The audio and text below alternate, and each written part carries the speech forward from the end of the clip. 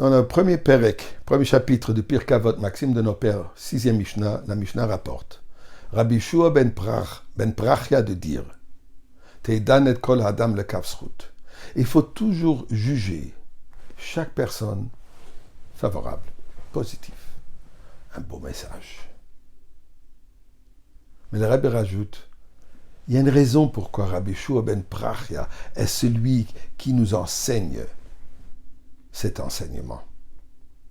Et il tire l'attention sur la Gemara Sanhedrin, où la Gemara nous raconte l'histoire suivante. Rabbi Shua ben Prachia était le Rosh HaSanhedrin,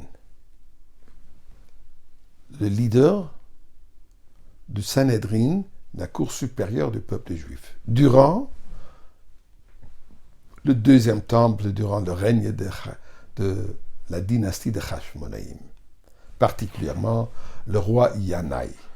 Malheureusement, à cette époque, il fut une grande dispute entre les Pirushim et les Tzedokim.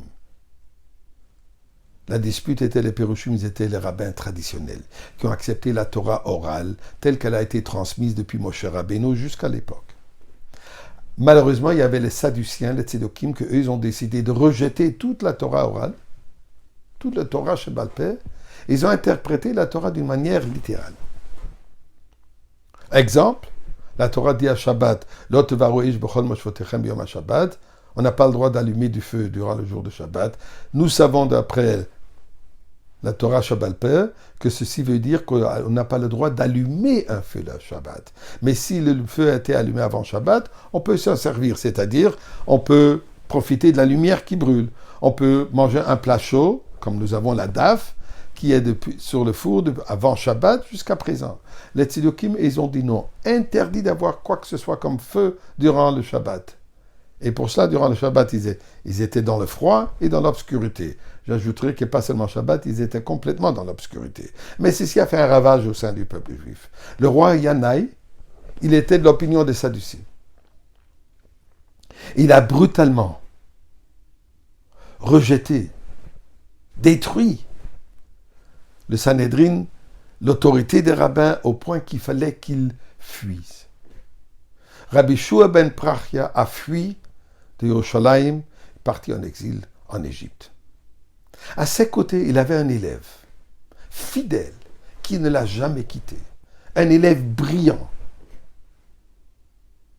qui est avec lui maintenant en Égypte. À un certain moment, la reine Shlomit Alexandra a réussi à influencer son mari de ne pas être si brutal contre les Chachamim et de leur inviter en Eretz Israël. Ce que Rabbi Shua ben Prachia a fait. Au chemin de retour, au voyage de retour, il s'arrête dans une auberge, bien reçu. À un certain moment, il fait une remarque.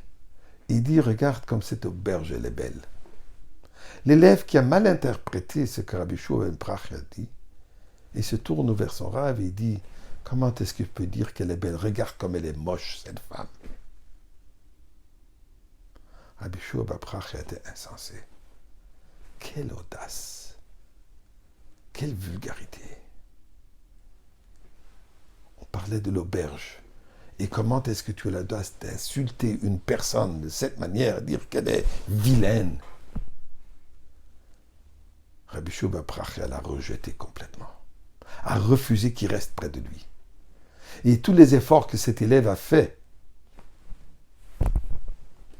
inexcusables. On ne savait jamais qui était cet élève, mais il y a 100 ans environ, où la censure contre le Talmud a été enlevée, là tout à coup, la Gemara nous raconte qui était cet élève. Et la Gemara de nous dire que cet élève était Yeshu Hanatzri, qui a développé à ce moment, après avoir été rejeté par Rabbi Shua ben Prachia, et tous les efforts qu'il a fait pour se réaccepter ont été refusés, il est parti, il a inventé sa nouvelle religion, le christianisme. Quand Rabbi Shua ben Prachia a vu cela, il est parti lui demander « Reviens, mon fils ». C'était trop tard. Il n'était pas prêt à revenir. Il dit « Moi, je n'ai plus de place au sein du judaïsme. Et c'est de cette manière que cette religion s'est développée. Nous, explique le Rabbi de Nahal, on peut comprendre pourquoi Rabbi Shua ben Prach a tellement regretté son acte de refus, et pour ça il nous enseigne, il faut toujours accepter chacun d'une manière favorable, juge chacun favorable. Mais de l'autre côté positif, le Rambam nous dit, pourquoi est-ce que Dieu a accepté, a laissé cette religion de se développer à cette ampleur? Eh bien, il dit pour préparer l'humanité entière pour accepter Mashiach ben David.